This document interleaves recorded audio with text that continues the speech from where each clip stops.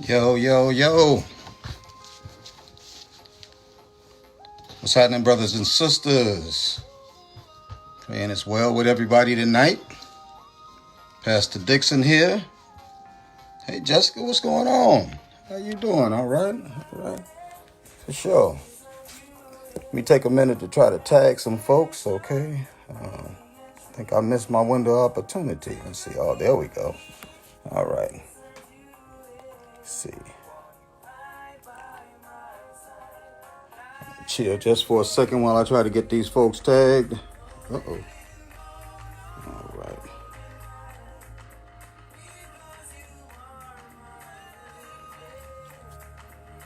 Hope everybody's had a wonderful day today. In spite of, I think I had a message a little over a week of about having an in spite of type of life.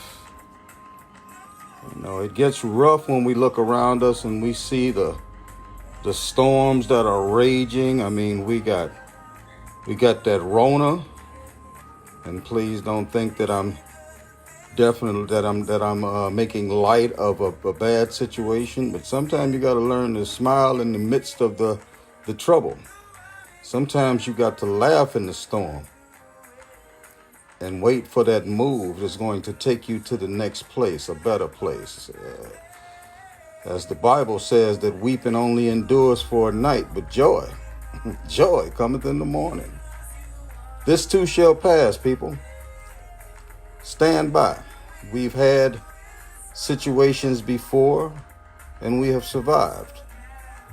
And I'm going to continue to put it out that we bigger than the storm because we serve a God that's bigger than the storm. Come on, somebody. Come on, somebody. Tag a few more people out here. Okay, let's see. Hope I'm not tagging the folks I ain't supposed to be tagging, that's for sure. Because I got a bad habit of doing it. Got a bad habit of doing that. Hope some of my Chi-Town people chime in tonight. Man. Tell you what. If you really don't have the ability to rise above the situations and circumstances around, right now we're in a time where you can actually be overcome by those situations and circumstances. Unfortunately, for years we've had troubled times. No doubt about it. People working for poverty wages and can't get health care, and gun violence running rampant, and all kinds of other different things going on. You know, but we got some new craziness going on, new insanity going on in this world right now. You know, and it's insanity that actually we could have actually controlled, or at least not controlled, but had gotten the jump on it had we heeded the warning signs. I guess it's like any type of a terminal illness. You know, there are warning signs, and if you don't listen to the warning signs, well, in the end, you succumb to whatever it might be. All right, let me stop right there. I think that's like plenty of folks that's been tagged. Okay, great. And if a couple of them get on, I'll be blessed. Okay, all righty. What's happening? Good to see some folks here. Like I say, Jessica again, Mary. All right, good to see you. Nephew, what's happening? All righty. Sherry. Elizabeth, peace be still. Peace be still. Thank you for blessing me always with that name. That's for sure. Because that's like a message to me. Anytime I see it, peace be still. And that should be a message to the world, especially in the chaos that we're experiencing right now. Man, peace. When we greet each other, we can't be doing all of this stuff, that hand. You know, we could throw up them signs if we part of the gang culture carrying on, but ain't no fist bumping and that elbow thing, man. Just nod and tell somebody peace. Peace be still. Papa Smurf been there for a long time. Dolores, how you doing? Evangelist Wright, good to see you. All right. Okay, that sounds great, B, for sure. Definitely going to be moving into that realm. Really, with this whole thing, y'all made the comment the other time we were talking that I'm like technologically on it. Look here, I ain't on it, doggone it. Really, I'm just feeling my way through this whole thing, trying to figure out what's going on. So, yeah, let's work it out. Let's work it out. D'Antonio, what's going on? Brother D, all right. Taisha, what's happening? All the way from the borough? Yeah. From the borough, they say a state of emergency declared in the borough. Should have declared one with Andy Strickland. That should have been the state of emergency in the borough, along with a few more choice names I could mention in the borough. That definitely, that's the whole school board. Well, some of the school board. That's definitely a state of emergency. Man, Brother Thurston, what's going on, brother? Yes, sir. Yes, sir. Y'all stay safe, man. Stay safe in the Nashville area. Yeah, for sure. Um, Keep in touch, If I can help in any kind of way, aside from the prayer I'm always already doing, just let me know. Just let me know. Chanel, how you doing? Good to see you. Brother Nate, what's going on? Yes, sir. Yes, sir. SC Hip Hop 100 in the house. Okay. Y'all please check out the young brother because he's out here trying to mix it up. He's not trying to, he's mixing it up. And there's a few more out here that's promoting young artists out here that really do need an opportunity and that nurturing, especially from those who know the industry, like with Nathan and Nathaniel and with Lisa Gonzalez Williams, those who, and Jamia Parks, who know the industry and who are not out here trying to get in, to take advantage of folks. Tommy Lewis is another one out here. Yes, sir. Yes, sir. It's a few of them out here that know the business and out here trying to nurture young artists in the right way, bring them along in the right way. Yeah, Brother Aaron, what's going on? Charleston Uplift in the house, man, for sure. For sure. Cynthia, good to see you. Hope all is well with you. I'm going to give them a couple of more minutes. Let's see, we're looking at 8:36, a couple of more minutes. Tonight I'm not going to spend a lot of time talking about the doom and gloom. What's up, nephew? Nephew Brandon, this is my other biological nephew. This is my great nephew, Talon, right here. Yeah. Man, I'm still trying to find out what is the deal for your graduation this year, man. I really regret that this is happening in your year, but we'll figure it out. We'll figure it out. Trust me. Trust me. Oh man, if you're coming to Chucktown in June, Thurston be looking for you. Lisa, what's happening? Hope you are well. Hope it's well with you. So I spent quite a little bit since. I can't say since this got started, but definitely since March 12th, March 14th, right around in there, for the last 2 weeks, talking about the pandemic that we're in, the coronavirus pandemic that we're in. Truly a stressful time. There can be no doubt about it. When we look at how this began in Asia and has traveled predominantly westward and then southwest into Europe and then across the water over here to America. And this is not anything to play with. And that's one of the reasons why I spent so much time over the last few weeks talking about the lethalness of the coronavirus, the COVID-19 coronavirus, and that it is dangerous and that it is killing people, because I'm trying to get folks on this end, because there are folks on this end who still think this is some kind of like just a mild cough or something. But the reality is that people are really dying from this. So I've been trying to share that with folks for the last couple of weeks, to get folks to understand the severity of it. And I think that we've collectively gotten to that point. I know quite a few who are on this shared it out and probably have talked to other people about maintaining, the social distancing. The new requirement says gatherings of no more than 3. And this is for your own protection, okay? This isn't the government trying to tell you what to do. It's first off for your own protection, but then for the protection of others. Because this virus, you can carry around this virus for 14 days without any symptoms and still be totally actively contagious. And other people around you can catch it. So they say recommended distance between people is 6 feet. So maintaining that, and they dropped it from 10 people. I remember it was originally 500, then they dropped it down to 100, then they dropped it down to 50, then they dropped it down to 10. Now they're saying 3. See, this ain't no joke. Ain't nothing to be playing with. People are not only getting sick, but they're dying. They're dying. So I've been talking about this for a couple of weeks now, and I want to just sort of pull back because I think people are starting to get the message, even though everybody ain't got it. I had somebody make a comment earlier today about, I need to stop that, just, people need to go to work, you don't work, you don't eat. And the thing is, though, I guess that person has not realized yet that trying to go to work right now might mean you die. You can't tell me about your children and you're going to put your children in a position to be orphans. That dog ain't gonna hunt with me. That logic just doesn't. That's not logic to me. That's illogic. That's the kind of logic I see coming out of Washington. Yeah, he did it. He dropped that one out there right quick. But I'm gonna open this up, okay, with a brief update, okay. And I'm not gonna deal with the number of cases, the coronavirus cases nationally and all those other numbers, what's going on. I'm not going to do much about like Italy, where they're really, it's crazy what's going on there. Okay.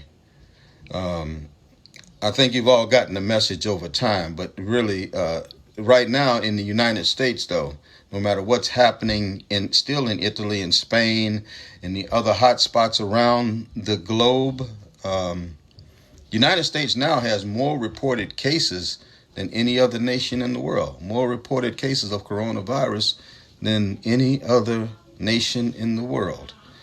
And this is a reality. This is a reality. Sarah, how you doing? Reverend Glover, what's going on? Great interview. Great interview. Keep pushing it, brother. Push it.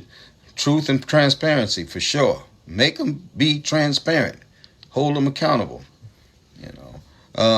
Sis, what's going on? How you doing, Sheila? Good to see you. All righty. All right, good to see you. So, yeah, we're number one. The United States is like South Carolina. We're number one for domestic violence. We're number one for the worst schools in the nation. Now, the United States is saying we're number one for the most cases of coronavirus. Yes, we are the COVID-19 champs now. Y'all forgive my levity, my lightheartedness. But it seems like every time that I wind up under certain administrations, we always first in the things we need to be last in, and last in the things we need to be first in. Vet, what's going on? JD, what's happening? Good to see you. All righty. But here's how, okay, in the United States. Well, let me just first off make this comment about overseas. I mentioned Italy, right?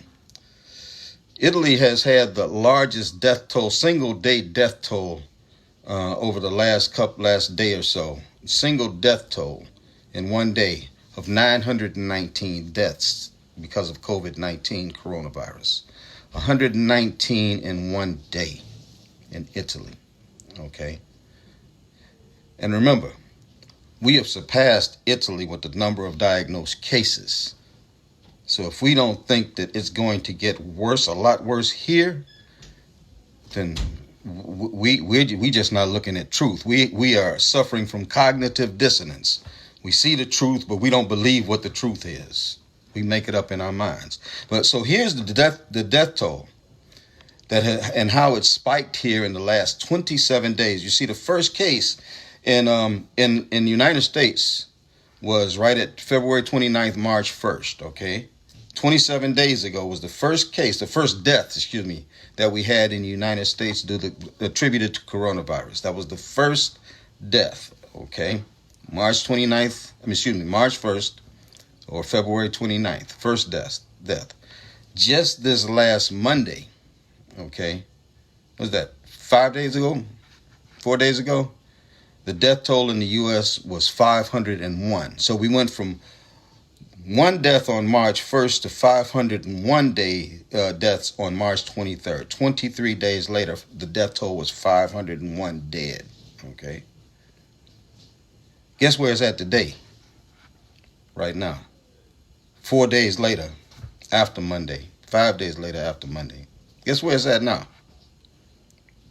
1,000 575 deaths in the United States due to coronavirus, and it's climbing rapidly. We gained over 1,000 deaths from Monday until right now in the United States due to coronavirus.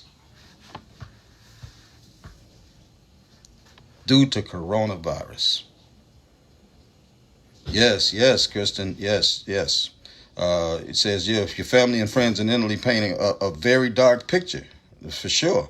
Speak to please stay in touch with them. You know, and I'm going to talk about it here as we go further a little bit. There are people here who right here that are dying because of this virus, and they're dying alone because once they're diagnosed with the virus and they're put in the hospital, they're quarantined. That means the families can't go wish them goodbye. They can't hold their hands and say I love you as they're leaving here. They die alone. And in Italy, the other day they had 919 the other day, and in America from March 1st until today, March 27, 1,575 deaths. And that number is adding up rapidly, for sure. Over 1,000 deaths since Monday. South Carolina, 13 deaths to date. 13 deaths to date here in South Carolina. And if you think that's all we're going to get, I said it the other day. I got some beachfront property in Arizona I'd like to interest you in. Cheap. Very cheap. But when we look around the nation, okay, right now, the super hot spot is New York City. Within a matter of days, New York City has had 519 deaths due to coronavirus. 519. And the hot spots, as they call them, or places that are spiking. And then New York, okay, it's believed that they won't actually spike for another 2 to 3 weeks. They won't peak out. They won't get to where Italy is for another 2 weeks. Okay, so if the body count is there right now, just imagine what it's going to be in 2 weeks. And you see, it's not just isolated to New York, because this virus is everywhere. Just to the south of New York, New Jersey. New Jersey has got the same problem. And we look at other major metropolitan areas, and even smaller areas are having cases that are coming in, and people are dying in those areas. New Orleans, Los Angeles, Chicago, Detroit. Man, Atlanta is bracing because they know it's coming. And we got people who are still acting, like, oh, it's just a little cold. No, folks are dying. 1,000 people died from Monday until now in the United States. The word that came out of one emergency room doctor was, stay at home if you want to stay out of the ER. Stay at home if you want to stay out of the ER. So what do? Practice frequent hand washing. Stay in. Shelter in place. Put yourself on self-quarantine. If you got any kind of symptoms, make sure that you're staying away from others. Period. Okay? If you feel that your symptoms are enough for you to need medical treatment, you have to go through the virtual sign up that's done online. For MUSC, it's musccare.org, I think, or .com, one of the two. And for the site, you have to put in the code COVID-19 in capital letters, COVID-19, when you log in. And even if you cannot afford if you can't afford to pay, you're going to get it for free anyway, okay? But that's the first step. You can't just go to the hospital. You can't just go drive up and act crazy and get seen by anybody. They're going to run you off. For sure, because they don't know whether you carrying anything or not. They want to make sure before you get to the hospital that you are really displaying the symptoms that will get you seen. Okay. Now, I can't justify their process on how they do that or nothing like that. That's on them. All I can do is pass on the information. I'm the messenger. Okay. Jamal, what's going on? Elizabeth, how you doing? Clarice, how you doing? Carolyn, what's going on? All righty. Good to see you, Carolyn. Hope you are well. Hope all is well with you. So tonight, this stimulus package, man, the stimulus package, whole lot of money going on. And I kind of tagged this one, man, don't let the stimulus make you stupid. Okay, so let's talk about the stimulus package a little bit. Now, I'm not the expert. I'm not getting ready to try to tell y'all I'm the expert. I probably, well, I'm patting myself on. I should have been sitting in the U.S. Senate going over these bills instead of Tim Scott, but I didn't win the election in 2016. So I'm not exactly the slowest person out here. So I'm just going to go over some of it about what I know and how it affects us. Okay, how it affects us on the ground level. A lot of times the conversations with politicians be way up here. They be up there and the folks on the ground be saying, man, what they talking about? What Senator so-and-so or Representative so-and-so talking about? Man, I wish they'd talk to me about what I'm going through. So I'm going to try to talk to you. I'm going to try to talk to us, okay? Because that's where I live at. I live on the ground. My boots are on the ground, and even if I'm ever elected to office, my boots will stay on the ground because I think that's where politicians need to be at. It's the people who elect them, and they need to make sure that they're representing the people, the voice of the people. So this stimulus package, the coronavirus economic stimulus package, $2.2 trillion was approved for the day. That's trillion with a T. That's a whole lot. That's a whole lot of money. That ain't like 2.2 million. That's 2.2 trillion. Under this package, how are you and I going to be affected by it? Everyone in South Carolina, actually everyone in the nation who filed taxes in 2019, if you didn't have 2019 as a reference point, they'll go back to 2018. I'm gonna get to that in a minute. But everyone who makes under $75,000 per year is going to get a $1,200 individual disbursement of monies from the government as part of this stimulus. $1,200 per person. Per couple, it's twice that, $2,400. And if you have children, every child under 17 years of age, you will get $500 per child. Okay? Individually, if you've made under $75,000 per year, you're going to get $1,200 per individually. If you're a couple, you get $2,400, and per child, it's $500 for every child under the age of 17. Now that money's coming, folks. It is coming. How long? The word is a couple of weeks. A couple of weeks, that money should be hitting you. I think that they said that if you have had filed your taxes and you had direct deposit, it would be coming maybe even sooner than that. Direct deposit into your account. For those who have received income tax checks, I guess they'll be coming, to your mailbox or whatever. But this money is coming.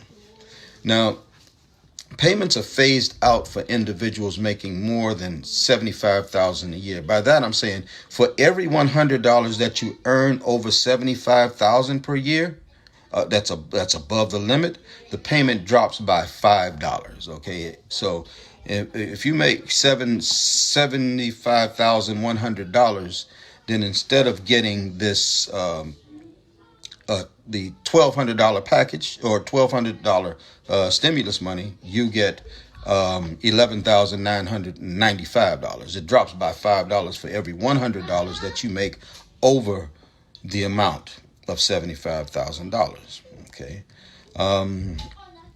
Individuals making more than $99,000 each year. Okay. Yeah, unfortunately, I am way away from that point. Individuals making more than $99,000 each year and couples that are making more than $198,000 per year will not qualify for a payment. So if you're making over $98,000 individually, or if you're making as a couple over $198,000, not going to get no money. Okay? Not going to get no money. They figure you should have some money, I'm sure. At least that's the way I would think. You should have some money, okay? A little bit stashed somewhere or something. Now, the annual amounts, okay, are determined based on, like I said, your tax returns from 2019. And the 2019 tax return has not been filed. They'll use the 2018 tax returns. Okay. Now, if you haven't filed taxes, I don't know. I don't know how to answer that, okay? I'm not exactly sure about that. That's something that you'll have to call your representatives about or something like that. But if I don't know something, I ain't getting ready to start talking about it. So if you haven't filed taxes, or even if you made money but not enough to file taxes, okay, there has to be a clause in there to make sure that you get covered, okay? But when we talk about folks that are on SSI, if you're on SSI and you haven't paid income tax, you're going to get a check. If you're on disability and you haven't paid income tax, you're going to get a check. Okay, these are guarantees. Let there be no doubt in your mind, you're going to get a check. Okay. Mister, you say they opening up the beaches again. I gotta take care of me then, for sure. Well and good, well and good. So that's the way the personal disbursements run. Okay, so $75,000 annual income filed, okay, or less, then you get individually $1,200. As a couple, you get $2,400, and for each child, that's part of your income tax, okay? When you have children, you have to add them on your income tax. For each one of those children under 17, you'll get $500 per child, okay? That money should be hitting sometime in the next couple of weeks, okay? And if you filed your income tax and you had it directly deposited into your accounts, they're saying that it should come a little bit sooner. So I want everybody to understand that. They're saying some things that I don't have the answers for, okay? So I would ask you to please do your own research on it. Call your state representatives or those who are supposed to be able to supposed to be doing what I'm doing right now. But it's all right. It's all right. One day. Now, there's a lot of controversy about unemployment because there are a lot of jobs right now that have closed down due to the coronavirus. Okay, so but they've made in this $2.2 trillion stimulus package, they have made some provisions, okay? If you're out of work because of the coronavirus pandemic, then you're actually eligible right now for unemployment compensation. They've actually been expediting filing by easing up the processing. They've made it easier for people to file. But the problem is, and there are people who are saying, man, I tried and I never did get through, or there was, all this long wait and all of this. But you got to understand that they're overwhelmed. They're overwhelmed. So if you don't get through, don't get impatient, don't hang up, just hang on. Don't hang up, hang on. Because once you get through, once you get the application process done, you will get your unemployment started in this gap. And within the coronavirus, in the stimulus package, they've built in additional funds on top of the weekly funds and extended the period from 3 months, I believe, to an additional 4 months or something like that. Okay.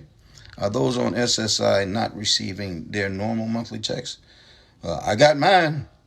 JD, I got my check, so that's all I can base that on. And I ain't no different from anybody else.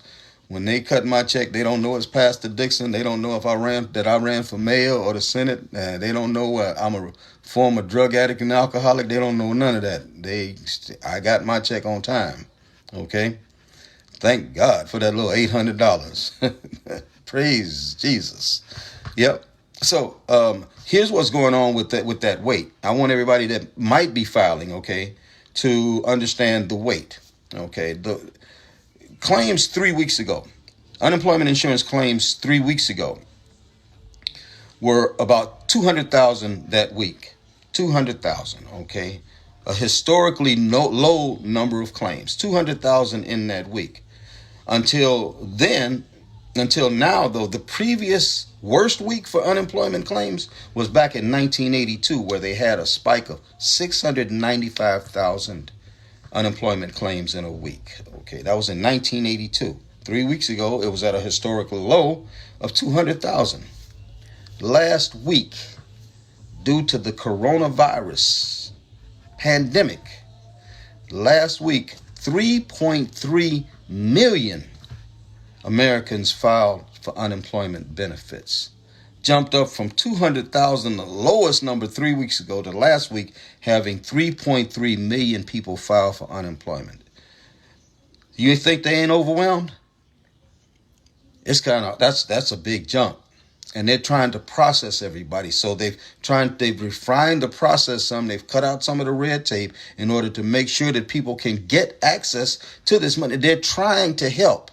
But nationally, we've never encountered anything like this. And I'm going to put it out here. Had we started taking this seriously in January, when the president and our current administration knew that there was a problem that was coming our way, if we would have taken it serious then, we might not be in the predicament right now. But because of their lack of action, their lack of believing the science, their lack of actually, they pulled back our infectious control people 2 years ago. Instead of them knowing or believing that this was coming and starting to put things in place in January, where we could have been ahead of the curve, they waited until this thing hit the shores of America and then say, oh. Well, as a matter of fact, the president then said it's a hoax. We'll be out of this. A couple of people might die, but we'll be out of this in a couple of days. Yeah, right. 1,575 dead in America in 27 days. 1,000 plus of them in the last 5 days. And it's going to get worse. And we got 2 to 3 weeks, more weeks, before New York peaks. And right here in South Carolina, in Charleston, South Carolina, in the state of South Carolina, we probably won't peak for about another 4 weeks. Stand by. It's getting ready to get worse. Okay, for sure. So if you're filing unemployment compensation or whatever, which I suggest anybody who is out of work due to the coronavirus, okay, please file for your unemployment. File for your unemployment. I'm going to put this thing, I had it on my page before. I'm going to put this back up, okay? And it talks about eligibility to claim. Who can claim? Will workers qualify for unemployment benefits if the coronavirus causes an employer to shut down operations? The answer is yes. If an employer lays off employees due to loss of production caused by the coronavirus, will employees be eligible for unemployment? Yes. If an employer has to reduce their employees' hours because of COVID-19, will the employees qualify for unemployment? Yes. If an employer is receiving paid leave, will they? If an employee is receiving paid leave, will they be eligible for unemployment benefits? That answer is unequivocally no. If you're getting paid leave for being off from work, even though if it is coronavirus related, you cannot draw unemployment. They will deny your claim. And also, if an employee receives unemployment benefits as a result of COVID-19 related business shutdown, will the employer be charged? The employer will not be charged for this. Okay. Alrighty. So those are things. I'll put it back up on my pages again, so you can read it at your own convenience. Okay. Alrighty. But that's what's happening with this this unemployment thing. Okay. So now, where are we at? So that's what's happening with the personals, the individuals. When it comes to each state, 50 states in the continental United States, 50 states, okay? Inside of that $2.2 trillion stimulus package, $150 billion has been built into the bill to help the states, individually states. So South Carolina is going to get $150 billion to help the states, counties. It'll be distributed to municipalities, all who have had to spend money unnecessarily because of this virus, because of the coronavirus. Money that they didn't have set aside for this virus. We have funds that are set aside for hurricanes and things like that. And now those funds have been depleted in most of our municipalities, our counties, and our states, because of, disasters and whatever. So the legislators in Congress built into this package something that's going to put money back into the states, the counties, and the municipalities' hands to help recover the funds that they've unnecessarily had to spend out already by the coronavirus arriving here. And that's $150 billion per state. Okay, per state. Excuse me. Let me back that back off. Okay, let me back that back off. The total for the United States, all 50 states, is $150 billion, and each state will receive approximately $1.5 billion. Each state, $1.5 billion, but $1.5 billion ain't no drop in the bucket either.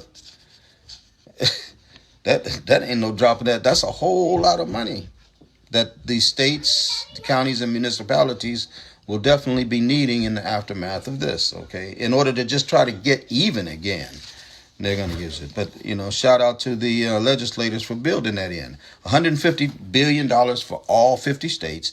It'll be divided down to a minimum of, okay, $1.5 billion. That number is going to vary, I do believe, according to how each state has been affected by the coronavirus. There's some kind of formula they'll come up with. I don't know how that works. I wasn't able to sit in on the meeting, okay? Maybe the next time they'll invite Pastor Dixon in, I hope, okay? $16 billion. $16 billion in this is going to go for supplies for our healthcare professionals so they can win the war. They've been fighting the losing battle thus far because they haven't had the equipment they need. Masks, gowns, ventilators, all the things that's needed in order to be on they're the front line people without having the equipment, the armor it takes in order to win the battle. So the legislators figured into this package $16 billion for supplies for our healthcare professionals. And that's across the continental United States, okay, in order to help our healthcare professionals win this war. Let's see. Now,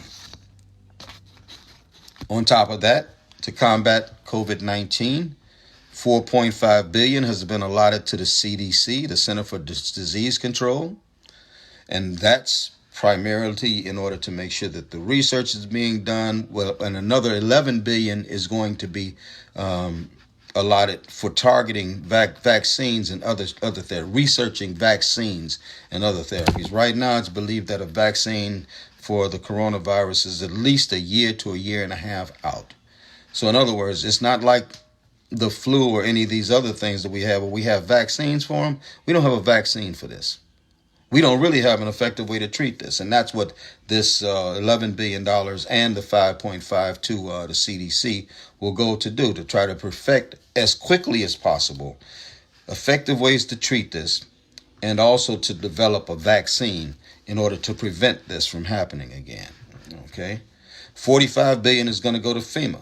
FEMA is they're the emergency response people.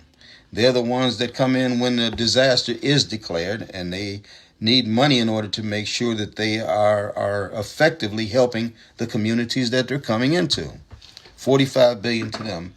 And then for our hospitals, they're allotting over $100 billion for our hospitals. Okay. Our hospitals need help. All of the different equipments, all of these different things. Okay. So that's in the battle. That's in the bigger battle. Okay. So talked about what we individually can look for. Talked about how the bigger battle. There's a $500 billion expense in there for corporations. I'm not going to get into that, okay, in this, because first off, I don't own none of them, and I don't think anybody on this live owns any of them. And we could get bogged down in who's going to do what right and all of that for a long time, and we just don't have time for that tonight, okay? So talked about how this money is going to go into the actual development of systems that can combat this coronavirus, because we have to have those systems in place. Talked about the personal impact on each one of us. Hey, Carol, what's going on? Gina, what's going on? William, what's happening? All right. We have to have those systems in place, okay, if we're going to effectively fight this battle. And again, it's so sad that we're coming out of the weeds trying to do it, as they say, out of the weeds. We could have been ahead of the game had folks believed the science, believed the report, believed the warnings back in January. We could have really, really been ahead of the game, and lives might not have been lost. But okay, turning the corner, there's another area that's covered in the stimulus package, and that's loans to small businesses. Okay, now I don't know if there are small business owners on board here right now, but This is something that they really do need to know about, especially those that are being impacted directly by the coronavirus, where they have to lay off employees or they have to close their doors or whatever like that. Okay, so this part of the package, the loans to small businesses to keep their work, are really meant to keep the workers working. Really, that's what it's meant. This is meant to be an incentive to maintain a relationship between employer and employees in order to prevent choking the unemployment system. How does that supposed to work? Small businesses are going to be allotted X amount of dollars. I'm going to talk about it in a minute. In order to be able to pay their workers, even though they're laid off, a percentage of their weekly salary. I don't know exactly how much that figure comes out to be, but that's the theory behind what's going on, so that those who are laid off or can't go to work because of the coronavirus, they can actually get a portion of their salary, and I do believe be eligible to file for the balance of it through the unemployment system. This is in order to maintain that relationship, so companies don't have to fold in this. Don't have to say, that's it, I got to throw my hands up. But we'll take them to the next level. So approximately $350 billion has been specifically set aside for small business that have been negatively impacted by the coronavirus and have had to lay off their employees. $350 billion for small businesses that have been negatively impacted by coronavirus and have had to lay off their employees. Okay, the application process is, from what I understand, relatively simple, and you would be eligible. Each small business owner would be eligible for 250% of their monthly payroll. That would be the maximum loan, and these are loans. Okay, that would be the maximum loan available to any one small business owner. 250% of your maximum payroll is what you could actually borrow from the Fed in order to continue to not only make your payments, but you can actually pay your mortgages and everything else. Okay, if you use the loan for your payroll or for your overhead, if you move, you're paying your rent or your mortgage or whatever, that portion of your loan is going to be forgiven by the feds. Okay, so whatever you pay out in payroll is going to be forgiven. The debt will be forgiven by the feds. Whatever you pay to keep your building, that's going to be forgiven by the feds. And whatever the remainder is, the first payment starts a year from now. Okay, whatever that remainder that you have to pay back, the first payment starts a year from now, and at that time, it will become a 10-year note, okay, starting a year from now, a 10-year note with an interest rate that will not exceed 4%. Okay, this is it's not bad. It's not bad. First off, you qualify for up to 250% of your monthly payroll as a loan. Then from that, anything that you pay for your employees, their payroll, or for your rent, any overhead that you have, that debt that you spend, that debt will be forgiven by the government. Whatever the balance is, it will begin on a 10-year note for repayment at a rate of 4% interest. Okay, not bad. Again, this is meant to be an incentive to maintain the relationship between employer and employees. So not just firing people or laying people off and saying bye-bye. No, it's keeping the business intact. And I kind of like that. And also, I talked about the 3.3 million people that file for unemployment, choking that system up. This will break up that backlog by giving employers an opportunity to put money into their employees' pockets, basically holding them into their job system so that when this does break up, they just go back to work. Ain't sounding too bad to me. Okay. Basically, they're trying to make a way for employers to still pay their workers, even while they're not working, not force them to have to file for unemployment. Just that simple.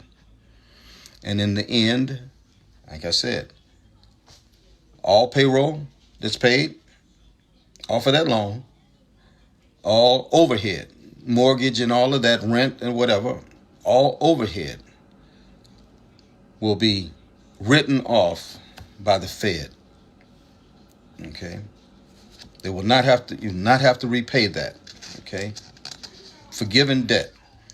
And then after 1 year, 1 year from now, that's when the repayment of whatever that balance is left. That's when the repayment starts, and it's on a 10-year note, divided up over 10 years, whatever that balance is left off of it, and it's at a 4% interest, which is excellent. Okay? All righty. So that's kind of what I wanted to share about the stimulus package. Okay, to give folks an understanding of where we're at with this stimulus package. Yeah, I'll get one up, Carol. Okay, as far as posting a link. Okay. Miss Barbara, you say every time you tap to see more, it takes me to my video. Okay, all right. I can't explain it. Tez, what's going on? All right, good to see you. Good to see you. So, with all of that being said, though, once again, for us individually, us little common folks out here, okay? Everyone in South Carolina who makes $75,000 per year, or under $75,000 per year, under $75,000 is going to get, this was approved in both the Senate and the House, and I do believe that the president is supposed to sign it today, okay? $1,200 per individual, $1,200 per individual. If you're married, if you're a couple that files together, you file joint, then you're going to get twice that much. $2,400, $1,200 per person, or $2,400 collectively, okay? If you have children, for every child under 17, that's your child that you claim on your income tax, okay, you get additional $500 per child for every child under 17, okay? And again, that money is coming, and it's going to be coming within a couple of weeks or so, okay? But now I titled this live, "Don't Let the Stimulus Make You Stupid," okay? Why? Because in my 67, nearly 68 years of life, I've seen money make people really stupid. They're not wise. Money needs a master. And this is a great time for us to start training ourselves for financial discipline or fiscal responsibility in handling this little bit, because that's a little bit of money. It's not really a whole lot of money, but if used right, we can actually make an impact not only within our households while as we go through this coronavirus pandemic, but in the long run, we could begin to sow the seeds of a community economic rebuild that's going to impact us for decades to come. Okay? Just this little money, done wisely, we can literally change our economic system that we live up under if we use it right. Okay? I know the usual. And I've been there too. I've been there too. If you owe back child support, if you worked, they're not going to take that, as far as I know. Okay, please call your representative about that. Okay, if you said the question is, if you owe back child support, you will not receive a stimulus payment. Okay, I haven't seen anything about that, but I would definitely check into that with a state representative or with write your congressman. Okay. I've seen people get money. Worst time of year is tax time. Everybody get that money, boy. That money come in, that money go right out the window. No money management, no thought about it or anything like that. One thing about the coronavirus and this money right now, ain't gonna be too many places you can go spend it. So what do you need to do? You need to spend what you have wisely. Okay. I made a meme. I didn't put it up. I put it up for a minute and I took it back down. But the meme said, I bet that Rona ain't gonna stop drug sales, gun trafficking, and gang activity in the hood. Them things gonna keep on going. Drug sales, gun activity, and gang activity in the hood. It's gonna keep on going in the hood. And folks gonna run to the dope dealer.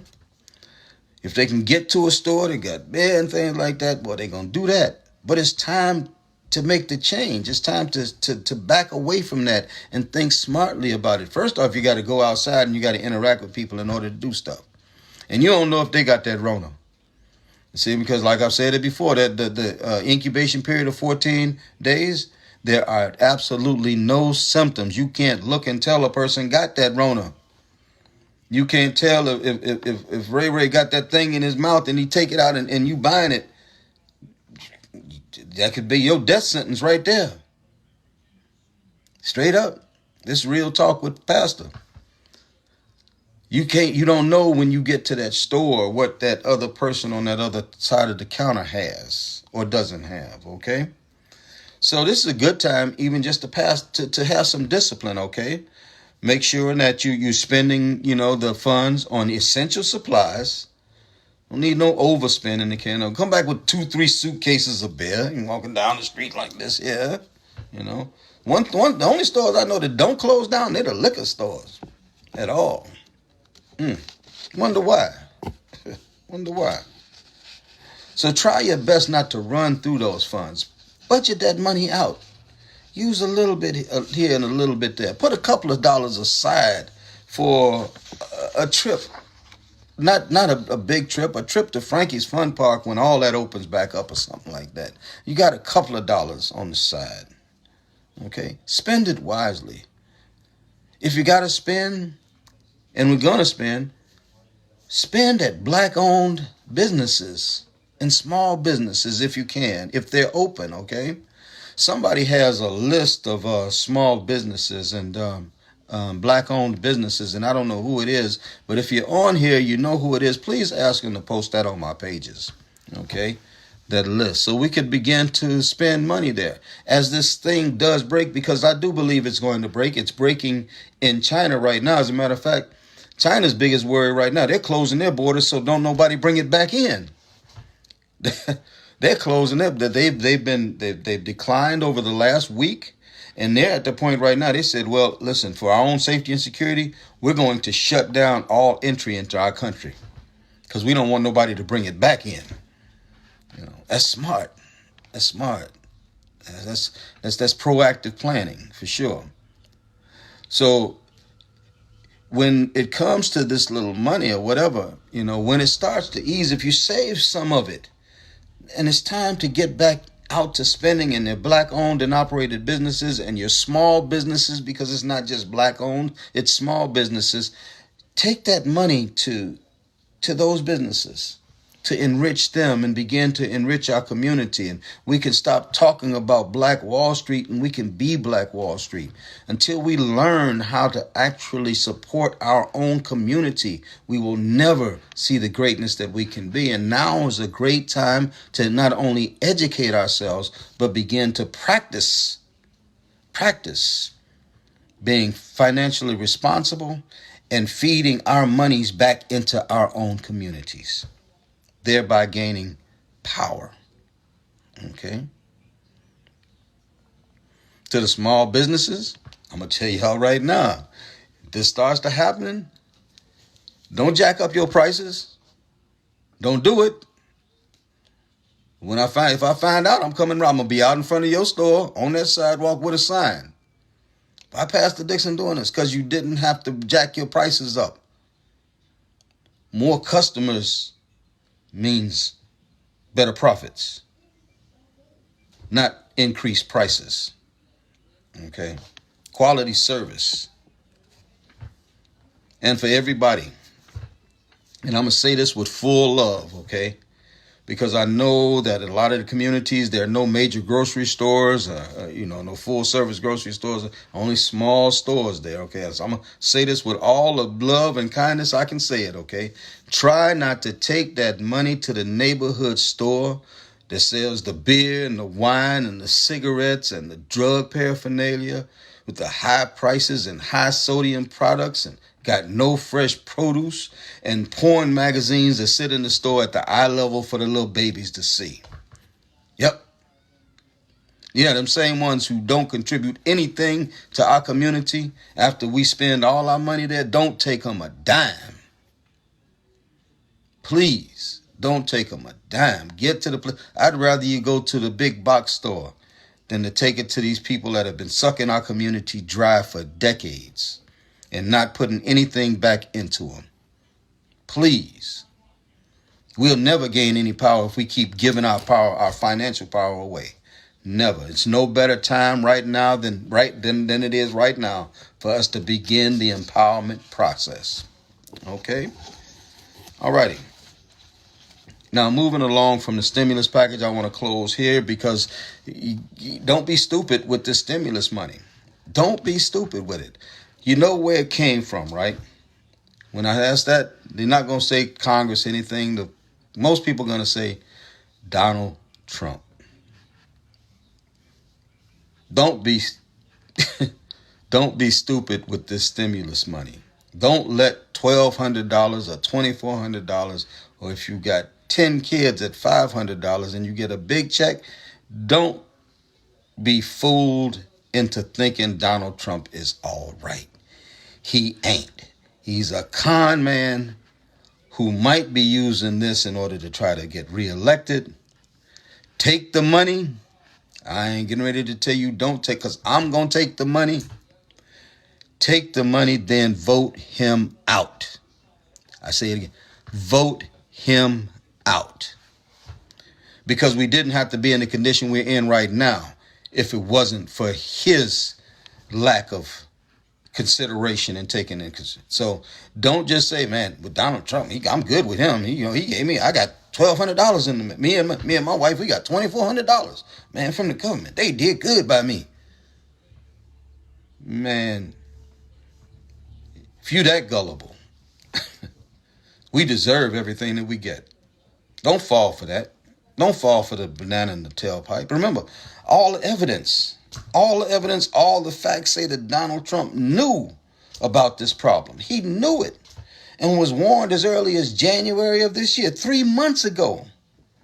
But he did nothing but dismiss it as a hoax. What more do you expect, though, from an arrogant egomaniac who doesn't believe in science? What more can you expect from him? He's been lying for almost 4 years in office.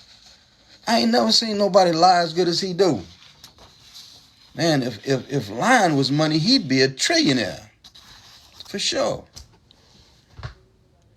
But since the warning started falling on the ears of the public, okay, when we got word that this was happening, which happened after Trump knew that this was happening in China, all that we, the public, heard from him was, oh, the coronavirus, this is just a new hoax.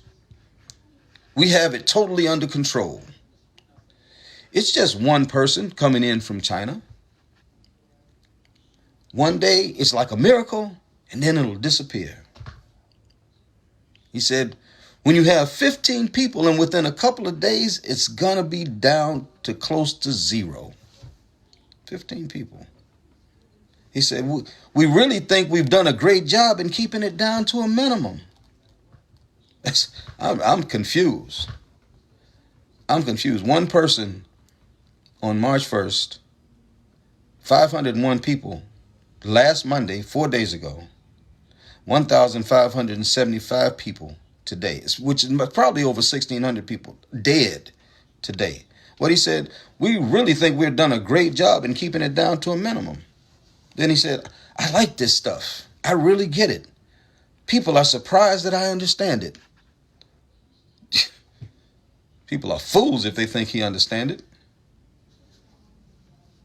In every one of these statements, my friends, Donald Trump was wrong. He was totally wrong. Every statement.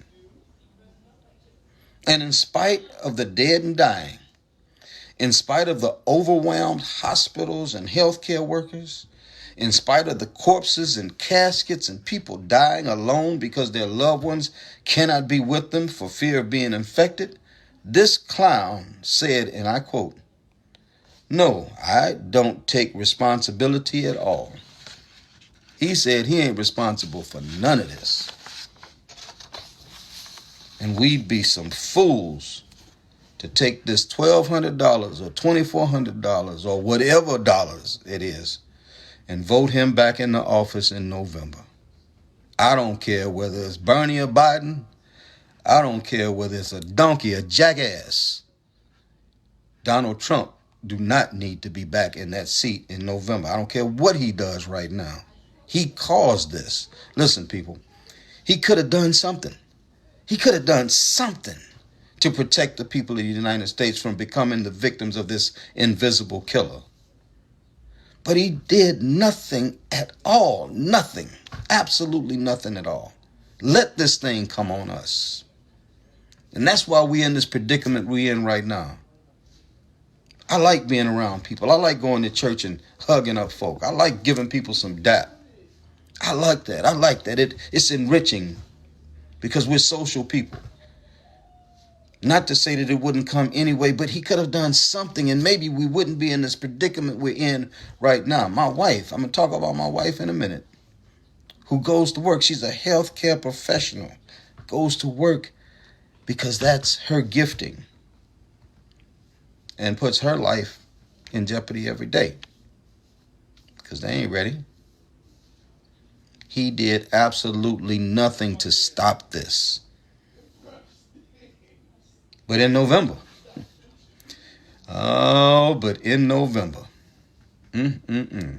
whereas he did nothing to prevent us from having to go through this chaos and confusion, this heartache and heartbreak and pain, this November, we can and will do something. He did nothing, we can do something. We, my friends, can and will vote him out. Remember, folks, take the money, but don't be deceived.